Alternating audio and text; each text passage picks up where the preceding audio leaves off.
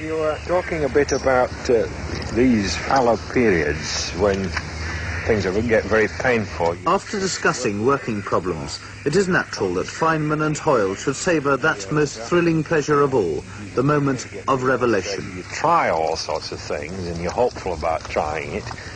Have you had a moment when, in a complicated problem, where quite suddenly the thing comes into your head and you're almost sure you've got to be right? Oh yes, that's. I mean, this is a great. Oh God, yeah. And then you try to figure out what the conditions were of that moment that you can do it again. Yeah. For example, I worked out the theory of helium once, and suddenly saw everything. I was struggling for 2 years, That's right. and suddenly saw everything. And one time afternoon, scale? I can remember everything about it, by the way. It's psychologically funny. You can remember the color of the paper you were writing on. Isn't that true? And the room and everything else. And then you wonder, what's the psychological condition? Well, I know at that particular time, I simply looked up and I said, wait a minute.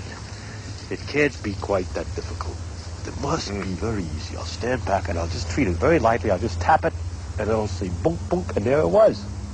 So how many times since then I'm walking on the beach and I said, well, look, it can't be so complicated. Tap it, tap, nothing happens.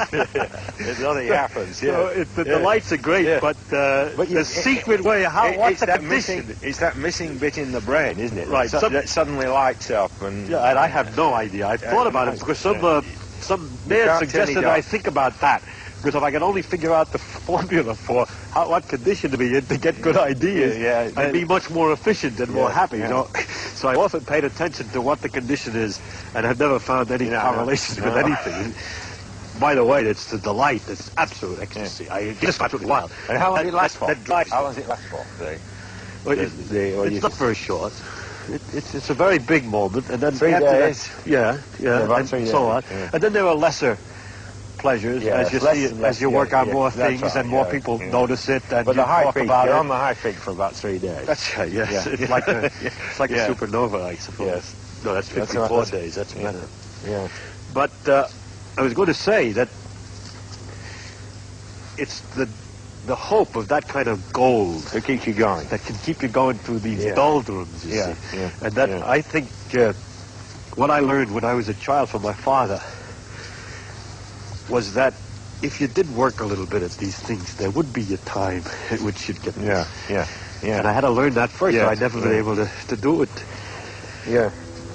And then afterwards, you wonder, why the devil was I so stupid that I didn't see this? That's not only true of you, it's true of the history of the science. You can always look at a particular moment in history and wonder why they hadn't thought of it 20 years earlier or 10 years earlier, depending on the case. It's because we're dumb somehow. It's most mysterious, this. It just means that however good you may get comparatively compared to apes and so on, we're still very bad at it. Absolutely. Yeah. We're doing the best we can. And they're kind of stumbling. It's very good. This depressing and sobering thought. Well, it's been fun.